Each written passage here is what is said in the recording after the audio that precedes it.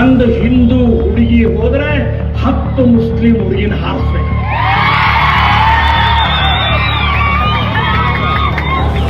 ನಿಮಗೆ ರಕ್ಷಣೆ, ನಿಮಗೆ ಉದ್ಯೋಗ, ನಿಮಗೆ ಎಲ್ಲಾ ರೀತಿಯ ಜವಾಬ್ದಾರಿ ನಮ್ದು ಶ್ರೀರಾಮ್ ಸೇನೆ ಸಂಘಟನೆ.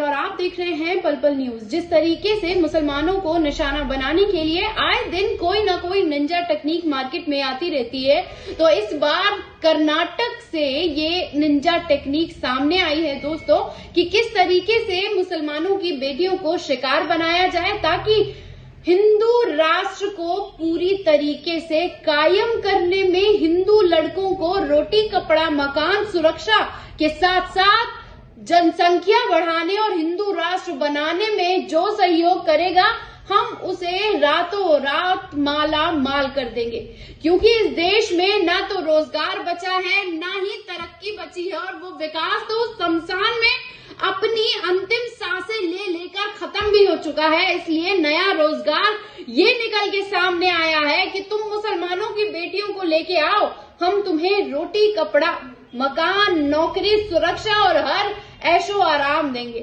और ये ऐलान करने वाले कोई और नहीं है, कर्नाटक में श्री राम सेना के प्रमुख प्रमोद मुतालिक ने यह बयान दे दिया है। क्या कुछ उन्होंने कहा है, एक बार इस वीडियो पर नजर डाल लीजिए दोस्तों।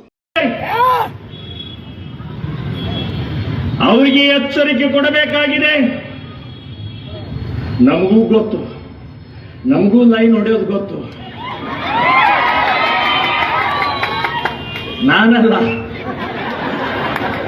ಇಲ್ಲಿದ್ದಂತ ತರುಣ ಶಕ್ತಿಗೆ ನಾನು ಆಹ್ವಾನ ಕೊಡ್ತಾ ಇದ್ದೀನಿ.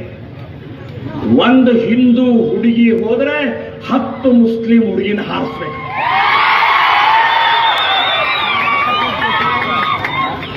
ನಿಮಗೆ ರಕ್ಷಣೆ, ನಿಮಗೆ ಉದ್ಯೋಗ, ನಿಮಗೆ ಎಲ್ಲಾ ರೀತಿಯ जवाबदारी नम्दु श्रीराम सेने संगठन। तो आपने इस वीडियो पर नजर डाली दोस्तों, जिसमें ये साफ तौर पर ये जघन्य सोच के बीमार लोगों की घटियापंती की भी प्रकाष्ठा का एक और नमूना हमने आपके सामने रखा है कि अगर वो आपकी एक बेटी लेके जाए तो आप उनकी 10 बेटियों को लेके आइए, जिसमें हम आपको तमाम वो चीजें देंगे और वो चीजें आपको नौकरी है, सुरक्षा है, घर है, बार है, पैसा है, तमाम चीजें देंगे, बस तुम मुसलमान की बेटी को अपने घर में लेके आइए। उन्होंने क्या कुछ कहा है हम आपको बता देते हैं। कर्नाटक में श्री राम सेना के प्रमुख प्रमोद मुतालिक ने लव जिहाद को लेकर एक बयान दे दिया है और वो बयान में उन्होंने कहा है कि बागलकोट में शिवाजी महाराज की जयंती के आयोजन पर प्रमोद ने वहां में मौजूद तमाम युवकों से कहा कि लव जिहाद को रोकने के लिए मुसलमान लड़कियों को फंसाने का काम शुरू करो। इतना ही नहीं, उन्होंने ये भी कहा कि ऐसा करने वाले को नौकरी, सुरक्षा की जिम्मेदारी भी खुद श्री राम सेना की तमाम मंडली उठाएगी। प्रमोद मुतालिक के बयान के बाद ये वीडियो सोशल मीडिया पर वायरल हो गया है।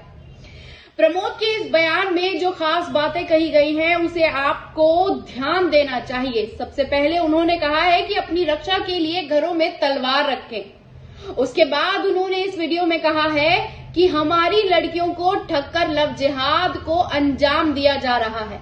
अगर वे हमारी लड़कियों से शादी करते हैं तो युवक हिंदू इस बात के लिए सचेत जाएं कि 10 लड़कियों को उन्हें फंसाना पड़ेगा। ऐसा करने वालों को हम नौकरी भी देंगे और सुरक्षा की जिम्मेदारी भी खुद कोई और नहीं, श्री राम सेना उठाएगी। हमारी परंपराओं में अपनी रक्षा करने के लिए हम किसी के घर पर तलवार भी चलानी होगी तो हम बिना सोचे समझे वो तलवार चलाएंगे। अगर पुलिस पूछे तो कहना माँ दुर्गा के हाथ से में भी वही तलवार है जिसमें हम ये तलवार चला रहे हैं। उसके बाद उन्होंने ये कहा कि गौ हत्या के साथ कोई समझौता नहीं किया जाएगा। प्रमोद मुतालिक ने ये साफ तौर पर ये कह दिया है कि हमारे जब भी त्योहार आते हैं तो पुलिस कहती है कि डीजे मत चलाओ।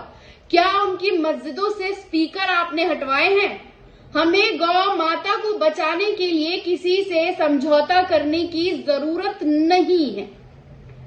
राज्य में धर्मांतरण निषेध अधिनियम लागू किया जाना चाहिए, लेकिन उसके बावजूद जब उसे लागू किया गया तो अब तक धर्मांतरण पूरी तरीके से बंद नहीं हुए हैं। और उन्होंने उसी के साथ साथ ये भी बताया कि करकला में चुनाव लड़कर मैं मोदी विचारधारा को लाऊंगा। और उन्होंने इस विचारधारा को स्पष्ट करते हुए कहा है कि मैं करकला में मेरा मुकाबला बीजेपी के खिलाफ नहीं है, मेरा संघर्ष उन भ्रष्टाचारियों के खिलाफ है जिन्होंने हिंदू विचारधारा को खराब किया है। मेरे आदर्श नरेंद्र मोदी हैं। मैं करकला में उनकी विचारधारा को सामने लाने के लिए ही आप लोगों के बीच आया हूं। और वो यहां भी नहीं रुके। उन्होंने कहा है कि हिंदुत्व में जो लोगों को लड़ना पड़ता है, क्योंकि हिंदुत्व को बचाने की लड़ाई बिना लड़े लड़ ही नहीं जा सकती और जीतना तो दूर की बात है। उन्होंने ये कहा कि अब तक उनके खिलाफ 109 मुकदमे दर्ज किए जा चुके हैं। लगातार भाजपा प्रशासन में वो प्रशासन का साथ देने की बजाय भाजपा शासन को फैलाने के लिए काम कर रहे हैं। उन्होंने दावा किया कि हिंदुत्व पर उनकी बात रखने के लिए उन्हें लोगों का सामना करना पड़ता है, जिसको लेकर उनके ऊपर 109 मुकदमे दर्ज किए जा चुके हैं। उसके बावजूद वो अपनी तमाम चीजों को और हिंदू राष्ट्र को बनाने के लिए वो तमाम लड़ाई लड़ रहे हैं और लगातार लड़ते रहेंगे। उन्होंने ये भी बताया कि शिवसेना को छोड़कर उन्होंने श्री राम सेना का आयोजन किया। उन्होंने ये भी कहा कि मूल संस्थान हिंदू राष्ट्रीय सेना का मैं प्रमुख हूं। मैंने ये संस्थान 2004 में बजरंग दल के सदस्यों के साथ मिलकर बनाई थी। बजरंग दल से निकल जाने के बाद शिवसेना की कर्नाटक की एक इकाई का गठन जो था वो मैंने किया था। उन्होंने ये भी कहा कि बेलगाम सीमा विवाद को लेकर शिवसेना ने जब उन्होंने छोड़ दी तब उन्होंने श्री राम सेना का गठन किया। हमेशा विवादों में जिस तरीके से ये घिरे रहते हैं उसमें हम आपको ये जानकर हैरानी होगी कि मैंगलोर पब का जो मामला सामने आया था उसके मुख्य आरोपी कोई और नहीं प्रमोद मुतालिक थे। रिपोर्ट्स के मुताबिक मुतालिक के खिलाफ अलग अलग जगहों पर 45 केस दर्ज किए गए हैं। मुतालिक के भड़काऊ भाषण देने को लेकर कई बार गिरफ्तारियां भी हो चुकी हैं। 2010 में मुतालिक को युवा कांग्रेस के कार्यकर्ताओं के गुस्से का भी शिकार होना पड़ा था, क्योंकि वहां पर भी जाकर ये इसी तरीके से भड़काऊ बयानबाजी कर रहे थे।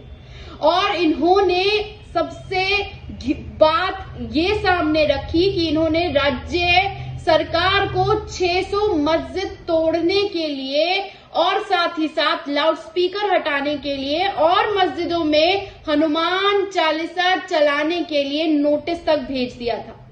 हम आपको बता दें कि कर्नाटक में राज्य सरकार द्वारा मस्जिदों में लाउड स्पीकर हटवाने की कार्रवाई नहीं होने के विरोध में हिंदू संगठन ने जिस तरीके से अभियान छेड़ना शुरू किया था, तो श्री राम सेना के प्रमुख ने ही राज्य सरकार को अल्टीमेटम देकर कहा था कि लाउड स्पीकर हटाइए, नहीं तो हम हर मस्जिद में रामचरितमानस का पूरी तरह से प्रचार और प्रसार करेंगे।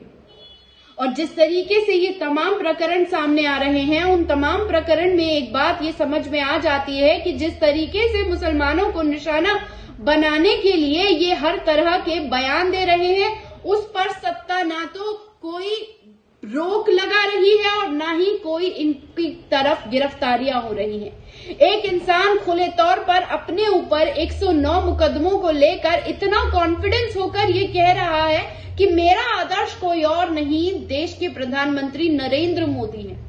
और मैं चुनाव जीतने के बाद कर्नाटका को उन्हीं की विचारधारा के रूप में बदल देना चाहता हूं और उसके बावजूद कोई कार्रवाई नहीं हो रही है। कैसी लगी ये खबर कमेंट बॉक्स में आकर अपनी राय देना न भूलिएगा। शुक्रिया।